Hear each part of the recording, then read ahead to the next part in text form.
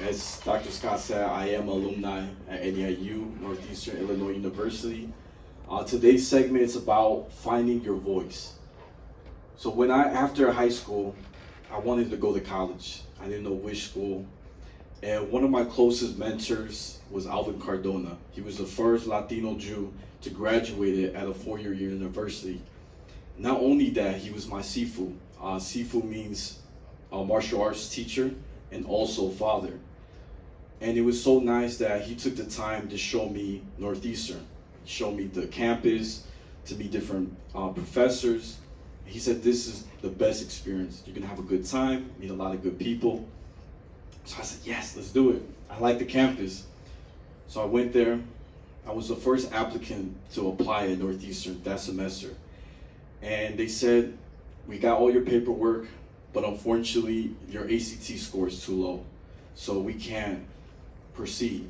If you want to take the test again, we'll help you out. So my Sifu, he said to me, I'm gonna help you study. So every day after martial arts, I'm working out in the bag and, losing weight and doing the cardio. He's like, this is gonna help you relax and focus. And now after an hour working out, he helped me practice for the ACT. After 2 months, practicing every day, I actually scored a lot better, 3 times more higher on my ACT. And Northeastern called me back and said, your application's good, you're ready to go. I said, yes, thank you.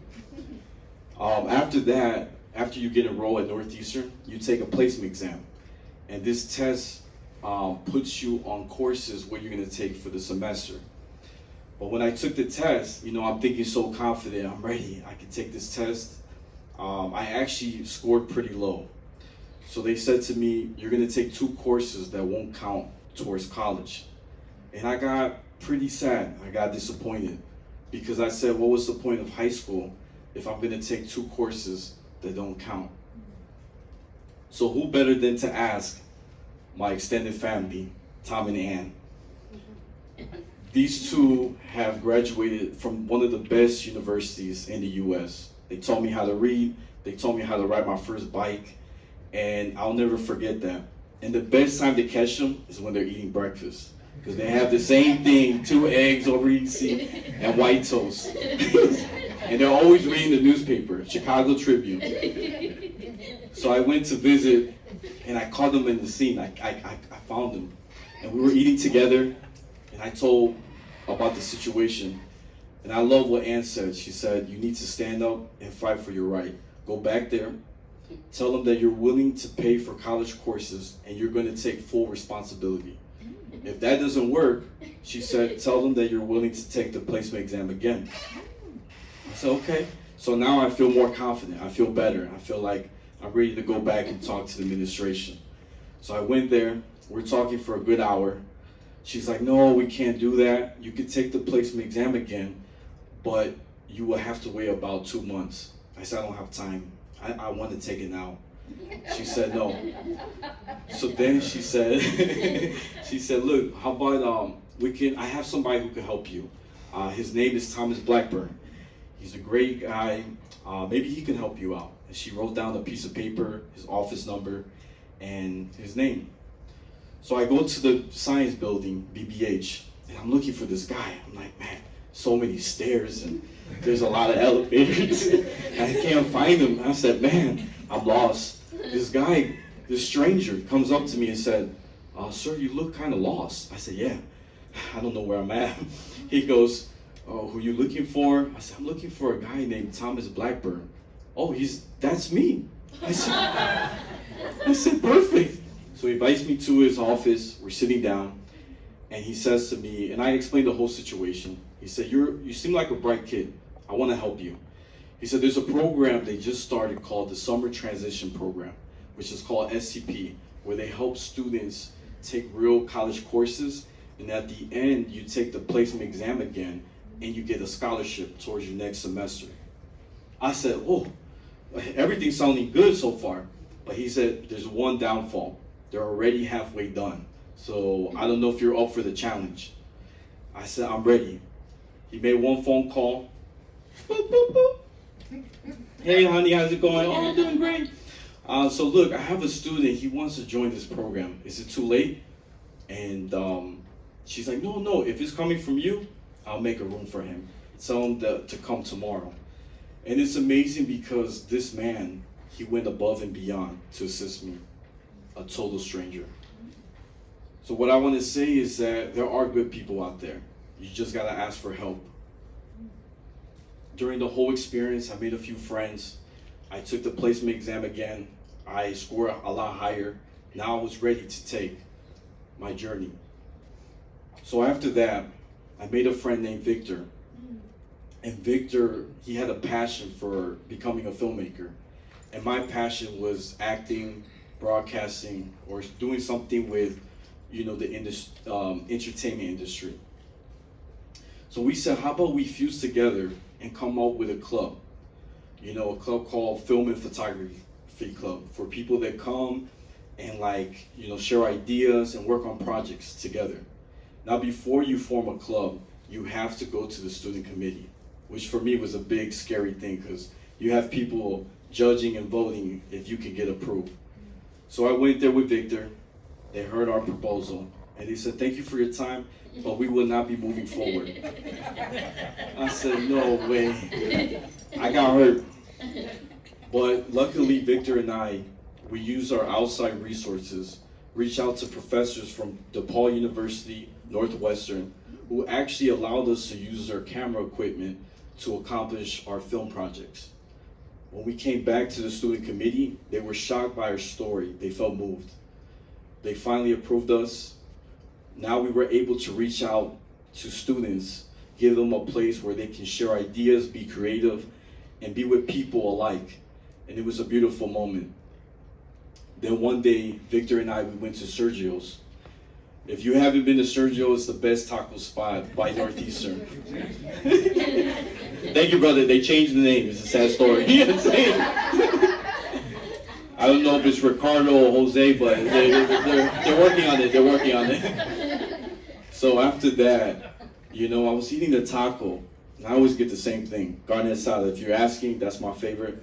And I'm eating the taco, and I don't know if it was the hot sauce, but it gave me an idea. The idea was to start a TV show called Take One, Pass It Back. I said, what if I make a show based on my friends in college? Kind of similar to that 70s show, except I wanted to talk about issues on bullying, online dating, drug addiction, because those are the three things that are big in any school. So we put it together. We're like, let's write a script. So the rule is when you write a script, for every page is a minute to your script. So if you have 30 pages, that's 30 minutes for your script. Then later, Victor and I had the opportunity to meet WTTW, their marketing team. They said, okay, we're going to give you a chance to share your story. And we did.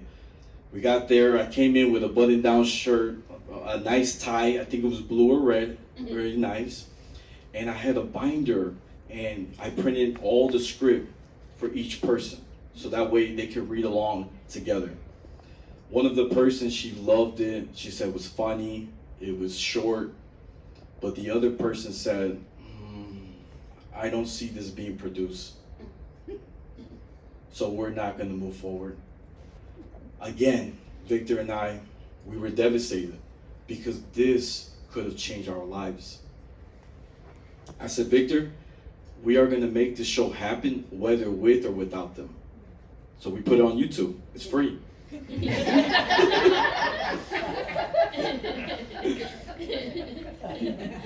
And let me tell you, on Sundays, before I get to Sunday, but Victor and I, we were able to find a cast, find people that actually went to school at Northeastern, even professors, to be a part of this film project.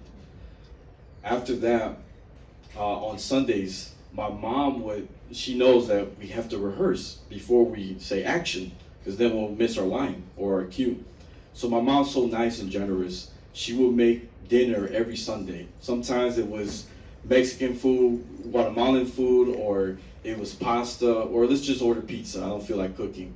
But they will all come, and it'll be maybe 4 to 5 hours filming. And I gotta say, my mom, one thing that's so amazing about her is that because she has a big heart, she has a great hospitality. You know, my friends, they love coming back.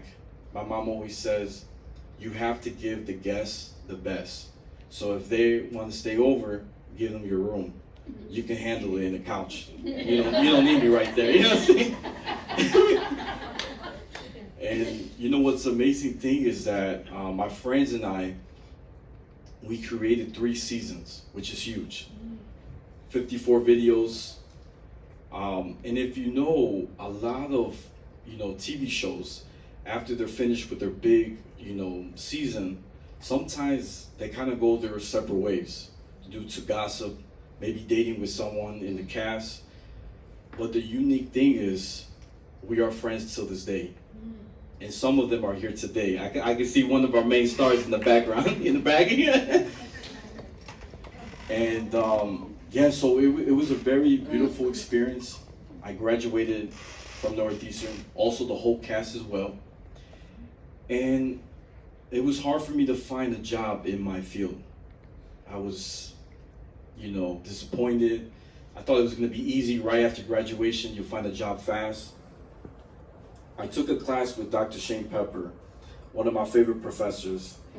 And, I was trying to figure out what to do. And I remember the conversation, one of his last days of class, and I said, Professor, I'm planning to move to Vegas. He goes, whoa, Vegas? The party city. I said, look, I don't have no kids. I'm not married. I'm still single, thank God right now, I have a lot of energy. You know what I'm saying? And I just need your blessings. He said, look, if you want to go, I'll support you. And that was I needed that approval. A couple days later, I come to Northeastern just to hang out in the library. And I bump into my English professor since I was a freshman, Christine Swampson. And she said to me, I heard you're going to Vegas. What's your plan? I said, yeah, I just got to find a job. She said, my sister works for a big company in Vegas. She could probably help you get a job. I said, are you serious? She's like, yeah. In 2 weeks, I was hired. So I always say, it's not what you know, it's who you know and what you can bring to the table. If I never had that conversation with my professor, I would never be in Vegas. So after I got hired, I was so excited. I packed my bags. My family helped me move. When we got there, it was a nice moment to say goodbye. I don't have any friends or family out there, so you're on your own. So for 3 months, I was working. I felt great. I made a few friends. And guess what happened? The pandemic. Little plot twist. I lost my job. This was probably the toughest time of my life. Luckily, I paid my rent 3 months in advance. But I had no money in my pocket coming in. I applied for unemployment. They said that, thank you for applying. Try again next year. I said, what else could be worse? I got really scared. And so I learned that I could have called my mom. I could have called Tom and Ann and asked for money. But I had to learn to be independent, to survive. So I learned the only way I could survive is that if I sleep more and eat less, I can make it. And I'm not kidding, when I was sleeping, I dreamed about that nice burger with extra fries. So when I woke up, I said, where's my burger? I got sad, But after that, I had an idea that sparked that I wanted to, create a podcast because I was bored. I had nothing to do. I was feeling depressed, lonely.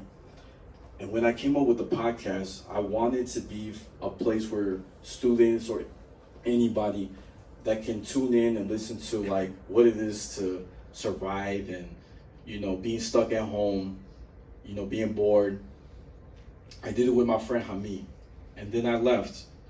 I decided to go solo, and I started my podcast called The Outlet to Reality.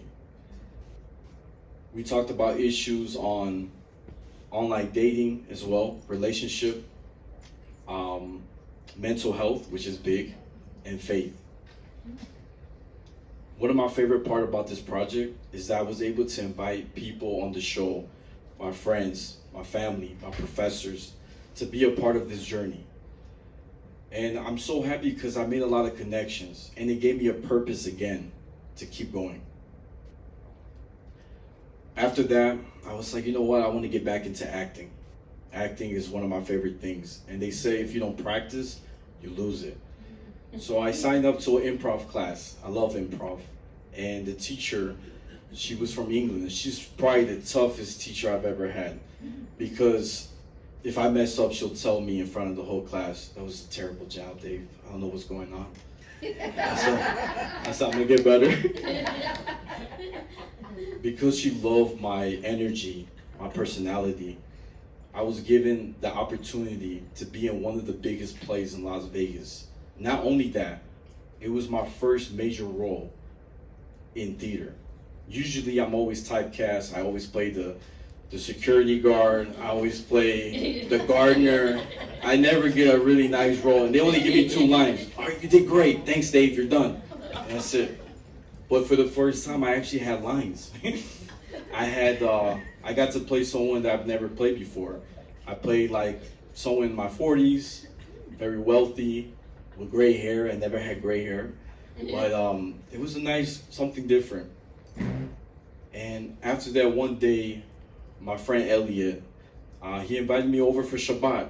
And for those who don't know, Shabbat is the Hebrew word for Sabbath, where Jewish people come and they eat, they pray, and it starts from Friday night to Saturday night. And he said, meeting your mom, she's a great storyteller. She's very sweet.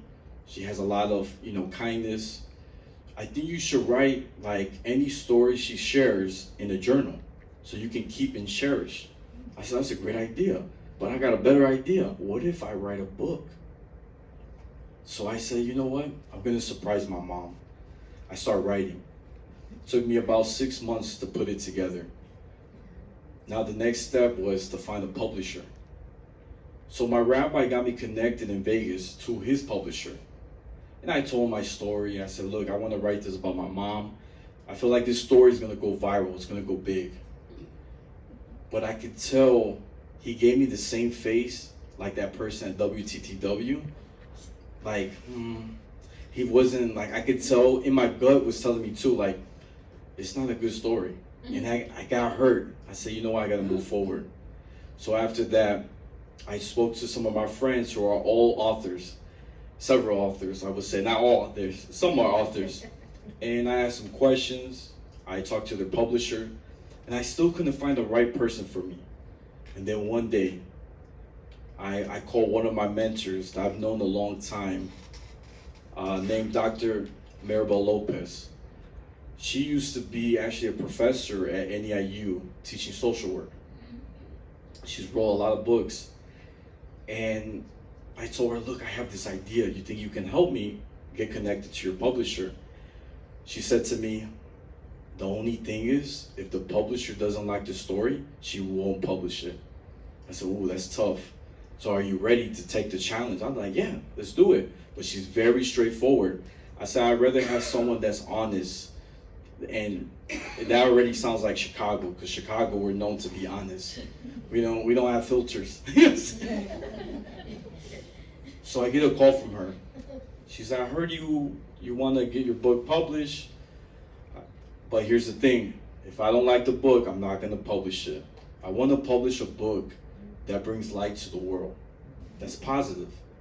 I don't want to publish a book that's negative, that could ruin your reputation and ruin mine. And I said, I agree with that. Thank you for being honest. She said, give me 2 days. I'll get back to you. I said, okay. After 2 days, she said, I love the book. Your mom is someone I want to meet. please, this is amazing because me as a mother, I wish my son could do that as well. And I said, we need a lot of people to do this for the world. So working with her, after 2 months, the book got published. It was a big deal. She kept her word too. She said a week of my birthday, that was the deal. I came to Chicago to visit my mom. She had no idea. I hid the bag, like a birthday bag, so she wouldn't know. My publisher and I walked in front of the whole family. I said, Mom, I've been waiting a long time to give you this, and I showed her the book. And I could see with my mom, her eyes, with so much excitement, with so much joy. We hugged each other, and I can tell at that moment, my mom was proud of me because I finished the book. One thing I like is that she went to all her friends. She's like, look, my son, he wrote a book about me. And I love that. And one thing too, I remember my mom, she called me on the phone. She's like, Hijo, I told the grocery person that you wrote a book too, okay? I showed them all the pages. And it was so nice because I felt happy that this was a gift for my mom. So after that, I flew back to Vegas, and I get a call from one of the biggest coordinators who worked for a big Jewish organization called the Moishe House. The Moishe House is a place where students who don't really know their faith or don't really know about God, they kind of get you connected and they help you, get together. And they reached out and they said, look, we're having a Hispanic Heritage Month. We would love for you to be the first Latino Jew to speak in front of everyone. And not only that, we'll pay for the food, the drinks. I said, oh, that's amazing. I said, I'll be there. They said, all we want you to do is just speak, please. Okay. I get there. It was amazing because I was able to invite my friends that weren't Jewish. So it was nice. We're eating tacos together. We had people that were Jewish, Muslim, Christian, all eating together. And this reminded me of my mom. My mom, when she would have Shabbats, right? Well, remember I was saying we pray and eat. My mom had a big heart. She didn't care what was your background, your religion. As long as you needed a place to stay, her doors were open. And I remember going there as a kid. I was young. We would have, like I said, the same Jewish, Muslim, Christian, atheist. Even my neighbors came. And it was so nice that it was a beautiful experience. And I felt like I was reliving it again in Vegas. So after that, I get a call from one of my best friends. His name is Chef Vic. He's one of the biggest chefs in the TV show Bar Rescue. Bald guy, nice tattoos, He called me one day on a Tuesday. He said, brother, I need you to come out because tonight is going to change your life. I said, no way. I'm like, you're being for real? I said, look, brother, I just put my pajamas and I just brushed my teeth. I don't want to leave. It's 8 o'clock at night.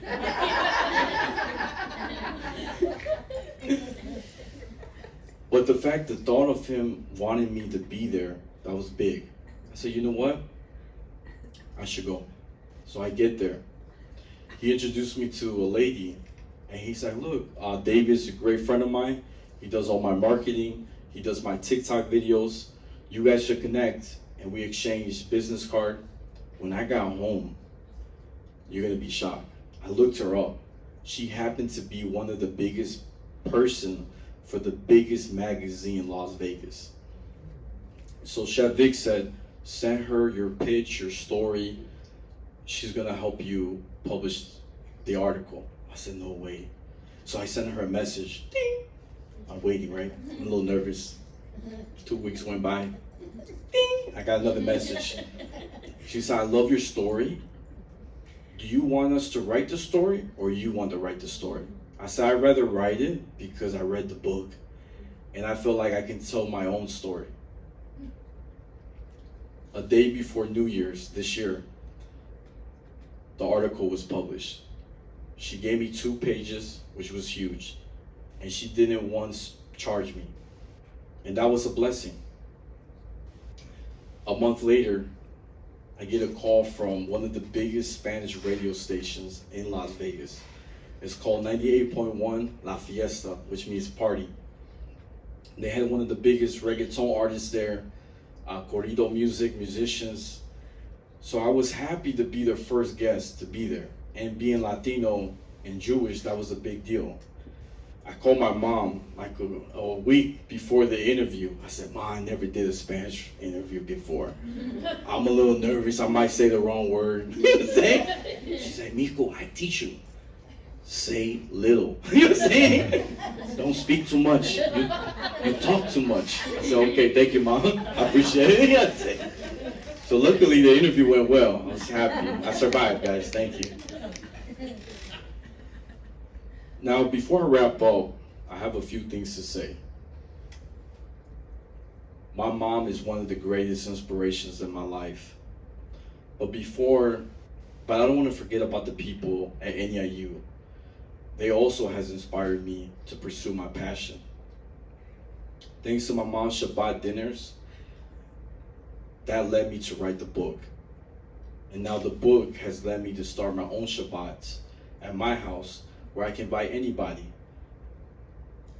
Something my rabbi once said in Chicago, actually Vegas, I'm mixing up the rabbi, sorry. He said, a greatest gift a child can give to their parents is to write a book about them. The words, lidor, from generation to generation. You can pass this to the next generation. This could be part of history, so that one day my kids can carry on the tradition. Thank you, guys.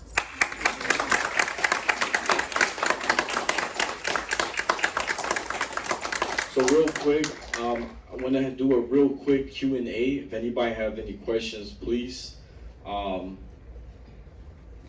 I guess there's no questions. I think everybody's hungry. So we can do the Q&A now. I have the mic. I'll come and find you and hand you the mic so the whole room can hear your question. So, got a question in the back. David, introduce your mom. Introduce your mom. I guess this is.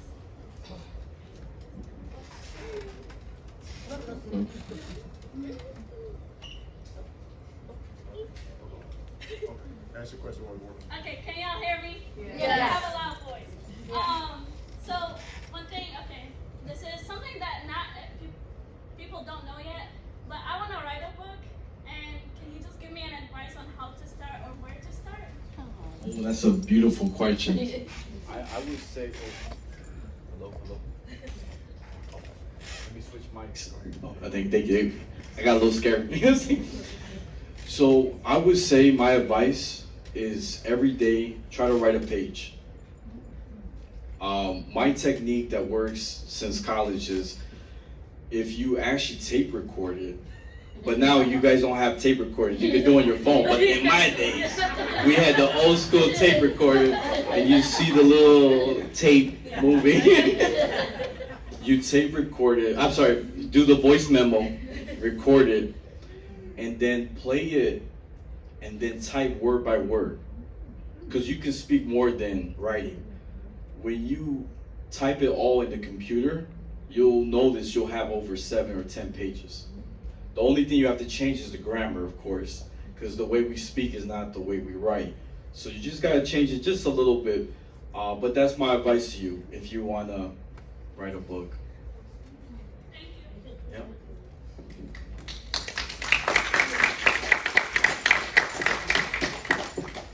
Hello.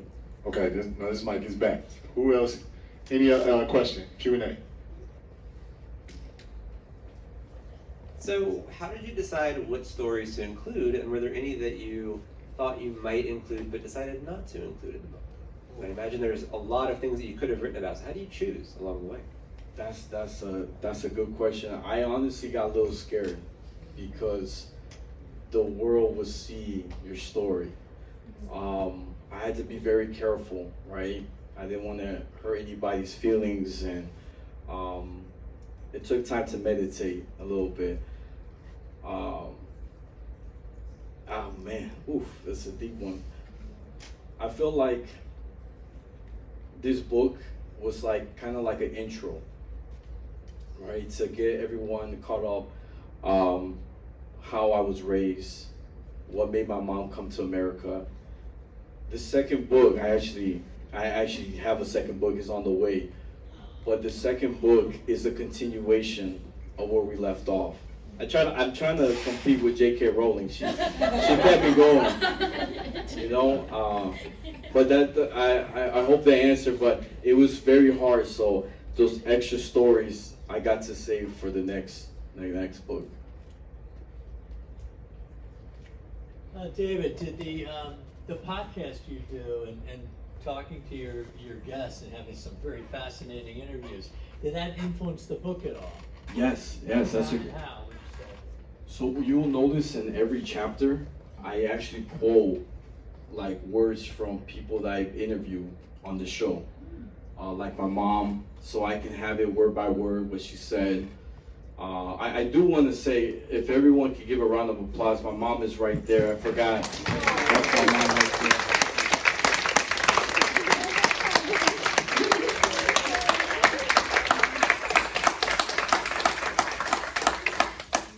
I felt like if you mention or quote people from the podcast, it'll make them want to re-watch the podcast, kind of see the whole interview. I think that's a beautiful thing. Yeah. So thank you guys. Oh, Kate? Oh. So what strikes me is that you keep inventing and reinventing situations for you maybe when people said no to you, you didn't stop. You kept thinking about the way you could construct a life. And so I think finding your voice is in inventing ways to have your story told. And so to me, you're very remarkable because you are very creative. You keep coming up with new approaches to having your voice be heard. And I think improvisation is also like an underlying theme in your life. It's like, you're gonna make it up. If it's not gonna come to you, you're gonna figure it out and you're gonna make it up. So I just wanna acknowledge that is a really special gift. And I'm so proud of you. Thank you. It's not a question.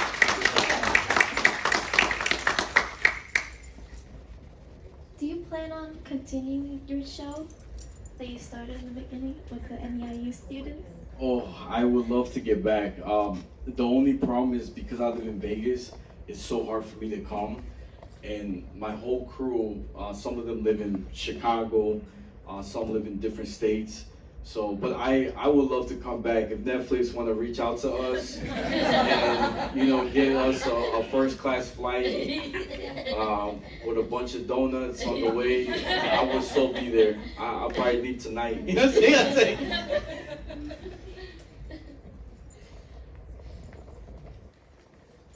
Hey, sir, I'm a big fan of yours, as you know already. Welcome back to NEIU. You may have answered this question already, but I was curious, like, what are your biggest inspirations for what you do? And what is the toughest circumstance you had to endure while, building your thing? I think rejection, that's a big one. I always say that, it's a little quote you guys can steal from me. I say rejection is God's protection. If it doesn't work out, move on. Even if I go out and I see a pretty girl, and I said, man, this is my wife. She's gonna change my life. And I see her, and I go talk to her, I'm real funny. She didn't get my joke. And you can tell the chemistry's not there. Or they say they put some music, I want to dance. And she goes, oh, I'm okay. So I think in my head, thank you, God. You saved me from having drama. I'm gonna move on. You know what I'm saying? But yeah, so thank you guys for coming. Like I said, Professor Edie, do you have a question? Yeah, I'm kind of connected to that. It's not a full rejection, but when you get hard feedback, is any of it useful? And if so, how do you figure out how to incorporate it? I always say that if you can't take feedback or even positive criticism, you're not ready to take that position. You need that because a lot of people, they're afraid to change. They're afraid to take advice. I notice when I work with other people, whether it be with, it could be in schools or at a project, if they're not willing to hear a feedback, no, that's not how I do it. This is the way. You can tell their voice kind of changes. They get defensive. I said, I can't work with that person because they're not open-minded. You have to be open-minded to grow and to change. I got something. So I met David years ago when I started working for NEIU in 2013, 14, around there. And that's when he was producing his web series. It was an all NEIU student cast, very unique idea. And one of his stars is actually here, Jennifer Lopez. So I wanted to introduce her, give her a shout out. I think she's got something to say too. Yeah, I do. Can you hear me? Yeah? Yeah. Hi, David. I wanted to come out and support you, but we've known each other since we were 16. I'm not going to say our age, but I've seen you. I've seen you accomplish a lot, and I want to know, what are you most proud of? Like, what is the biggest thing that you're most proud of thus far? I think that I can say that, I'm proud that I live in Vegas. I had the opportunity to move back to Chicago.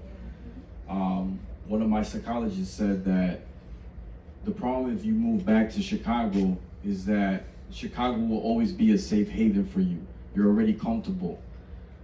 He said there's a thing in psychology they call the frog syndrome. If you pay attention to a frog, they always jump forward, never backwards. By you moving back to Chicago shows you couldn't do it. So he said, I think you should stay because you're building this momentum. I think if I do go back, maybe if my wife tells me if I get married, I get kids, and she goes, honey, we should go to Chicago. I said, okay, honey, I don't want to be kicked out or, sleep on the couch tonight. I'm going to take your word. You know what I'm saying? But yeah, so that's one of my big accomplishments. But yeah, thank you, Pedroso. And real quick, guys, the food is here.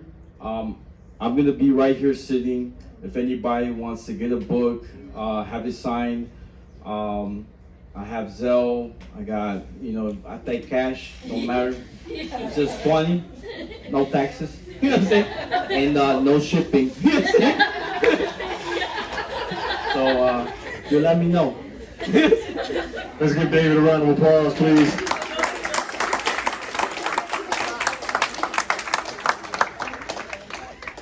So as he mentioned, this is a moment where if you want to get to know him, meet him, take a look at his book, have a book signed, you can do that. We're going to also open up the food for anyone that may want to eat, and you all can congregate, hang out, and enjoy. David. That was great.